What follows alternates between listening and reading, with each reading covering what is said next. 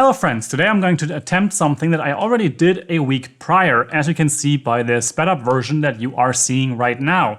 And that is actually a replacement of my MacBook Pro's battery. Now the reason why I have to do this a second time right now is that apparently the battery that I was shipped before was kind of defective and not being able to be charged by the computer inner workings or whatever. Now I, however, have a second one, a replacement unit. The only problem is that I actually have to do the whole process again, including removing the glue and everything, because of course I didn't test this before actually attaching the glue to the device, because that's not what you do. Now, I will basically go through the whole process in this video. This, however, is not necessarily a teardown guide. I will link you to a iFixit article, which you'll find on the website here, and of course linked in the description down below. However, as I mentioned before, this here is more my experience of this whole process and how all of this is going.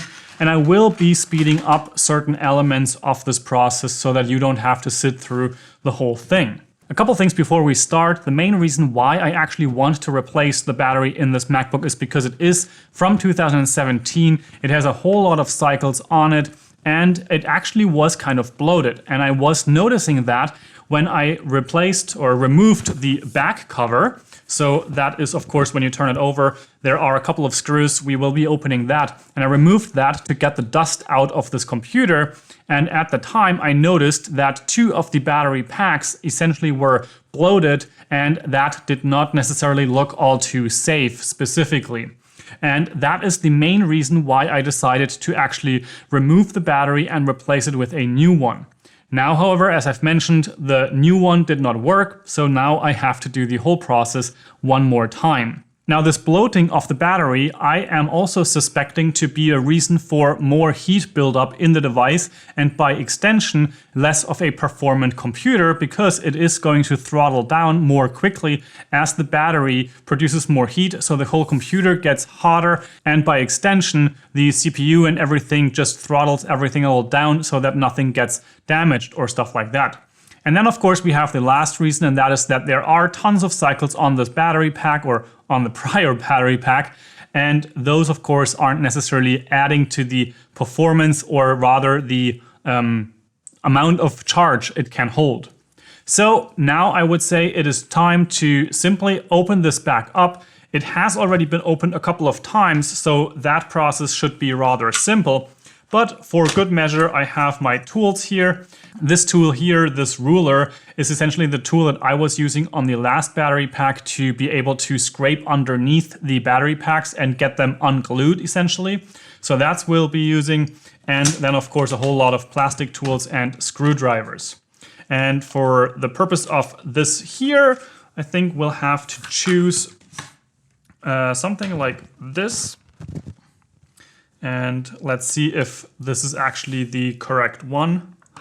And it is. So let's just get started. And as I've mentioned, if you want to know exactly what kind of screws are screwed in or screwed out with what type of screwdriver, then please take a look at the iFixit guide. They have very specific instructions about all of that. And as we get started here, you will notice that there are, of course, screws that look differently. So some of them are longer, some of them are shorter. Now, I sometimes like to lay out my screws exactly the way that I actually take them out of the device. And if you are actually wanting to be even more safe, sometimes it can be interesting to draw a basic layout of your device on your piece of paper and then put the screws into those areas where you put them or took them out, essentially, marking the spot where you found them. Now, I have a pretty good memory what is going on with these kind of things, and I have done it many times. So I'm not going to do that, at least not on these ones. So I'm going to probably just do piles of screws whenever I encounter new ones. Now, with this open, we can already unclip some of the underneath stuff. And for that, I need to unclip my tool. So we'll have that. And again, this here has been opened prior, and you may want to use something like this, a suction cup, to actually unhinge this so that you can put something underneath here. But for my device, I already know that I can actually also go underneath like so and just go in there like this. And there is a click that you hear when you push through here. And then when you get to the other side, just getting a little organized. On the other side, there's the same thing going underneath here. In these types of situations, it is always a good idea to use plastic tools so that you don't scratch your device. And of course, you also have the benefit with plastic tools that they are non-conductive and you basically don't damage any of the electronics. And again, we have the click when we go through here. And with that, we have those two clicked out. And then we can just push this open. And you have to push it from there. And with that, we should be able to just take this out. And there we go. That's already open. Now, what you have to do to get out the battery is that we actually have to first disconnect the battery itself. Then we also want to disconnect the assembly for the touchpad. And I may take that one out to protect it. But with the method that I chose to do this process with, it's not necessarily necessary. In the iFixit guide, they actually show you how you can take everything out and then use some fluid glue extractor essentially on the battery packs. But for that, you actually need to take out the motherboard and all of the things attached to it, as well as the trackpad. For the method with a scraper that I will be attempting again here, you don't need to do that. We just need to lift the motherboard up a little bit to get the wiring out. But that, in my opinion, is less risk than to have to replace everything. But first things first, we want to get the battery cord controller thingy. Here we have the battery connector right there, and we have to open that up. So we lift this here back, and then we actually lift this little lever there. And then we actually should be able to just pull this out. But for that, I'm gonna use a little bit of a tweezer. So just like that, this is disconnected. And then of course we have already the battery main screw, so to say. So now we are going to unscrew that. And now it is time to actually lift this connector. And essentially you want to make sure to use a plastic tool here so that you don't conduct any electricity. But you lift this up and you actually lift it so high so that you know that it's not going to touch the electronics again. And yeah, so now it is time to unscrew a couple of more things, and we are going to work our way toward the trackpad right there. And there we actually will have a bit of a metal plate coming off with that. And again, plastic tool to unclip this connector here. And then you will probably want to heat this up a little bit. The only reason that I did not need this is because it was only there. First of all, I already removed it once. And then second of all, it is basically only pushed into place when I placed it again. So that's the reason why this was so damn easy. And now we either start by getting underneath here and trying to get these batteries out, or it might be a better idea to replace or remove the trackpad. I think I'm gonna just remove the trackpad.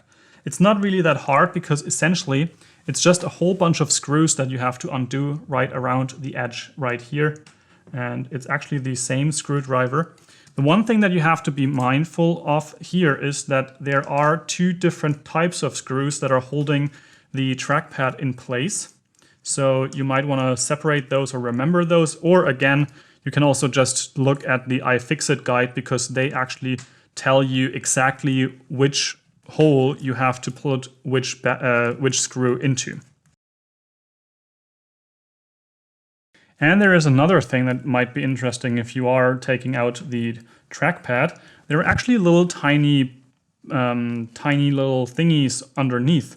So don't turn around the trackpad. Just let it fall out of its holding, and then you'll be good to go. But if you actually turn it over, there's like tons of little thingies, little metal plates that are going to fall out of place. They're not necessarily hard to place back into their original position, but it's just a little bit annoying. And especially if you lose them somewhere under the motherboard, it's not necessarily trivial to find them again. So now we have those out, and now I can just open up the computer. It basically just falls right through. You have to kind of like twist the connector through right there, and then I can take this out. And again, don't turn it over, just leave it like this. Otherwise you'll have some little tiny plates like this here. There's one, and then you have one there, one there, one there, one there, and one there. And those can be a bit tricky to just place back into their original position. But this is the trackpad on your MacBook, and actually this is the part that actually vibrates, and all the rest is just a sensitive surface. And now with the trackpad out of the way, I think it's time to loosen up on the batteries. And for that, I will be actually using a blow dryer to heat up the adhesive underneath as necessary. So first I'm gonna just try and see how much the adhesive is already taking or glued into place, or how hardened it is. And I think these will be relatively easy to remove because they are relatively newly glued in. So I hope that that will help a little bit.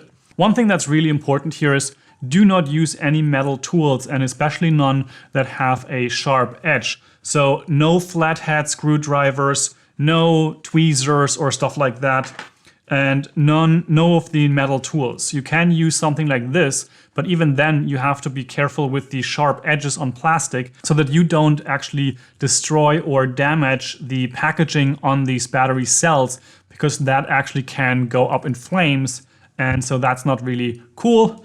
Shouldn't try that, and just be very careful with the process of removing these. And that's why I have this very, I would say, dull device that I am using for this process.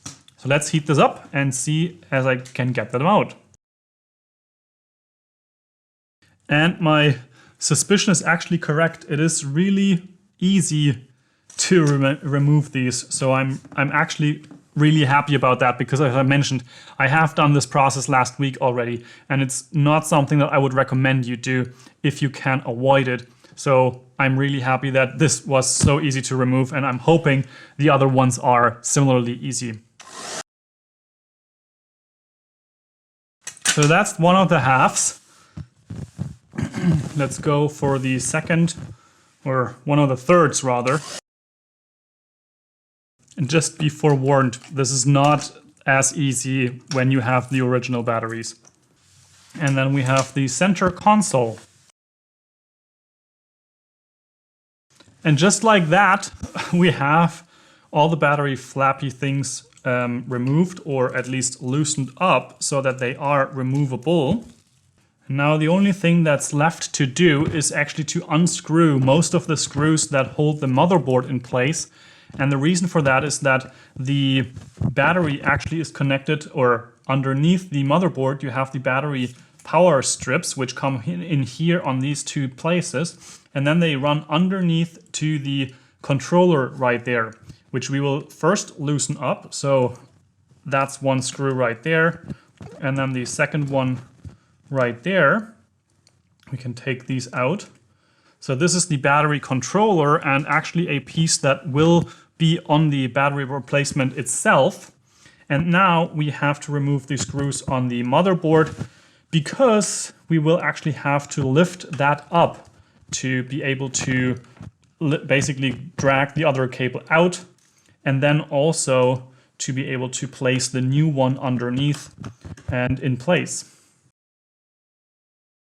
The good thing with these screws right here is that they are basically very obvious because you have these golden rings around them. So these are the ones that I'm gonna be placing or removing.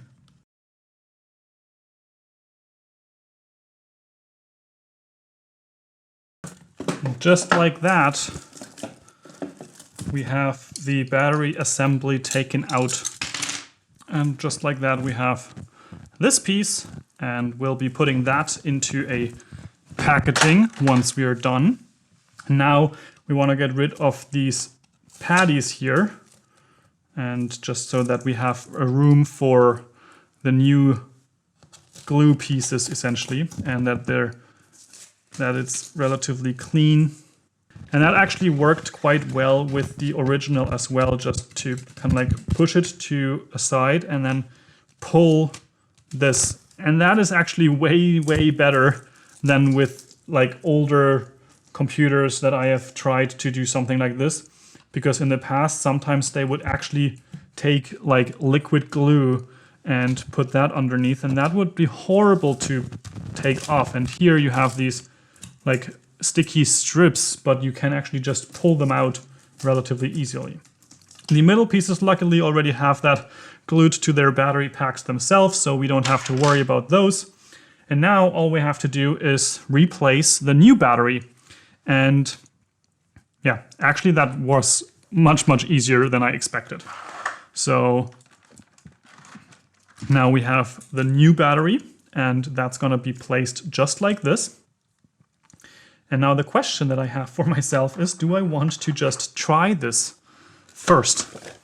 The question, however, is, how do you try this without putting everything in place and actually gluing it in place already? Because I don't, like, on one hand, I don't want to take out the glue again. On the other hand, I would have to kind of like balancing act, turn it around and try out whether or not it shuts on or turns on or not. And I would have to kind of like work this underneath and just hold it in place.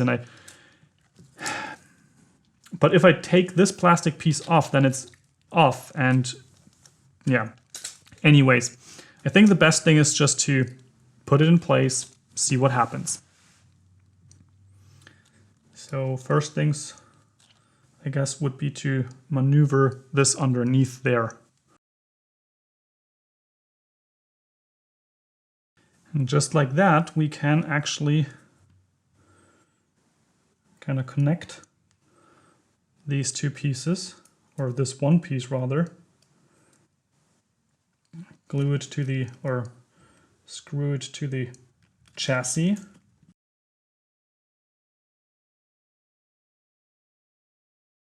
And now that we have that in place, let's re-screw the screws for the motherboard, starting with the outer right-hand side.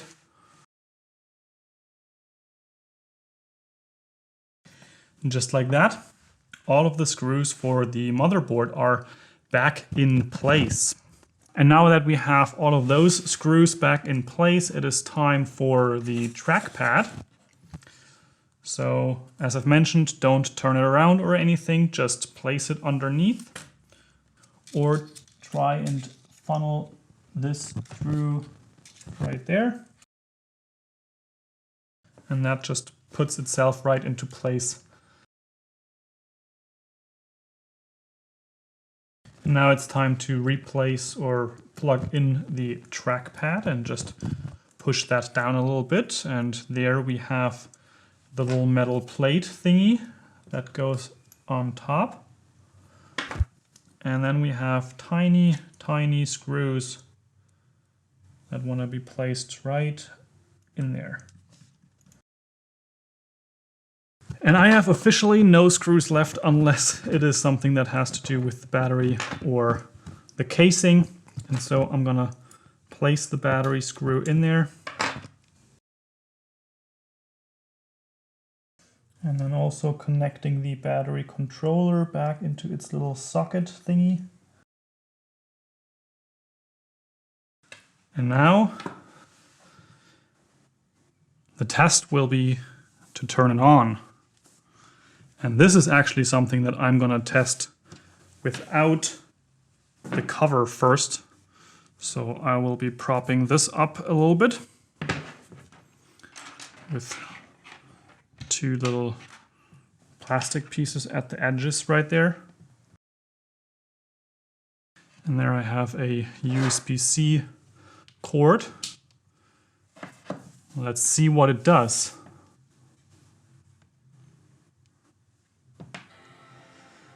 Well, a chime is a good indicator for something happening. And we have 46% battery power. That's a super amazing sign. Now I just shut it off again because obviously I want to close it off because we have success. We have a battery that now is working. And with that, I now am going to close this computer off. And there will be a bit of a procedure for the battery calibration, which I will be doing. And I will be, again, referring back to the process that was or is described on the iFixit guide. I am so happy that this is now fixed because it means that I hopefully have my fully functioning computer back with everything, like the battery holding a good charge, and I will take a look at the cycles and the manufacturing date and stuff in a moment, because there's actually a program called Coconut Battery that you can use to look at these types of analytics of your battery.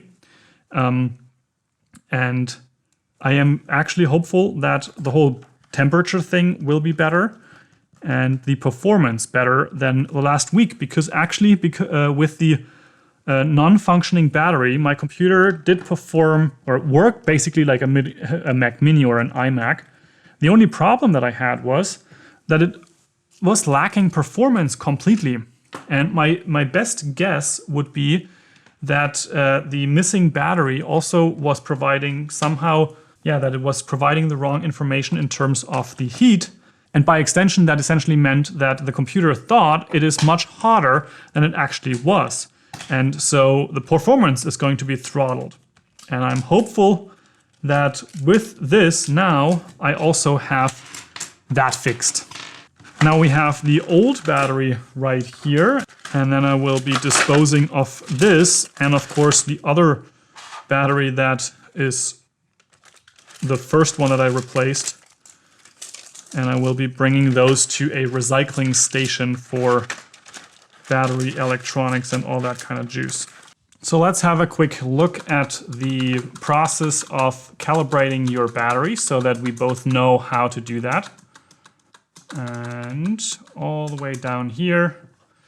Now here it says, calibrate your newly installed battery, charge it to 100% and keep it charging for at least 2 more hours. Unplug and use it normally to drain it.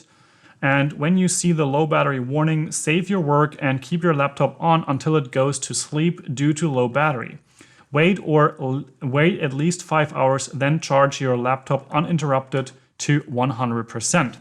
So I might be actually able to do this in today because it's 2 hours and a bit more till I'm going to bed. So I'm actually going to attempt the calibration tonight, but first I'm actually also going to do I think a PCR reset or something, or SMC reset, because that also has something to do with battery management. So let's do all of those things. I will have more links for you in the description below so that you can follow this guide and this process.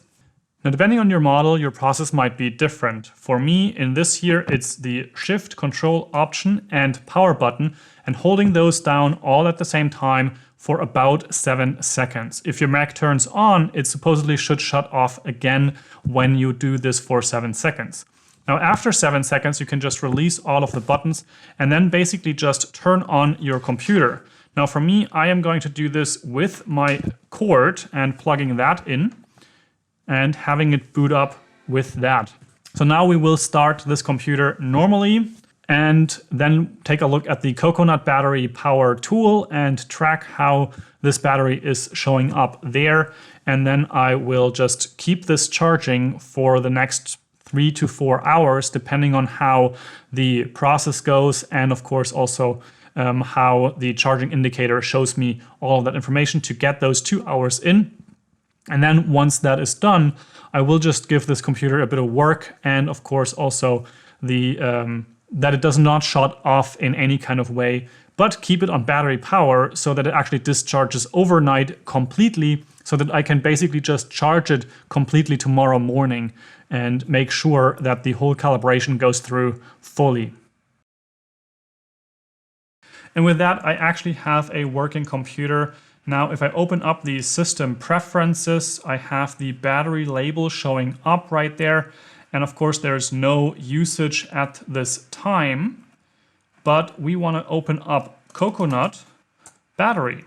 This is a free, and I think it's open source partially. And this app actually tells me that this is a Simplo battery. It is from 2016, which, by the way, the broken one was also from 2016. This here now has an age of 55 months. However, it has 0 load cycles. And then we have the good battery status. It is power adapter powered with 86 watts as of right now, and it is connected. And I think it should say something about charging at the moment as well. Well, at least this one here, for example, this actually shows charging at 50%, 2 hours and 8 minutes until it is going to be full. Now here we have the history viewer, and we have this MacBook's age actually, and right now we are at 40 months, and we have a capacity of 89% with 0 load cycles. And we have a full charge capacity of 6,549 milliamp hours, and design capacity is 6,669. And that's going to be interesting to see how that goes with the calibration, if that is going to be showing up completely or not.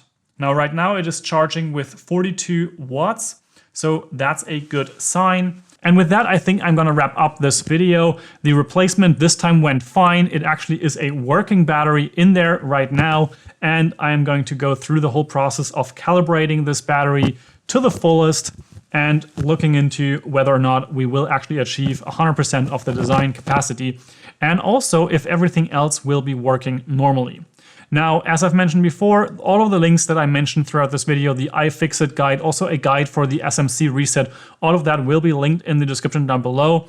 I got my battery from eBay. If you want to check it out on Amazon or similar sites, I will have a link down in the description below. If you use that, that's always appreciated. But I'm not going to make any particular recommendations as to what battery to get, because those, of course, always change brands, and I don't really see any like official brand or anything like that. Now, of course, if you have any questions around this topic, I might be able to help you in either the comment section or on my Discord server, link in the description below. And if this was helpful, I would appreciate a thumbs up. That's always great. And I hope to see you in the next video with a now fully functioning MacBook Pro again. Ciao, ciao.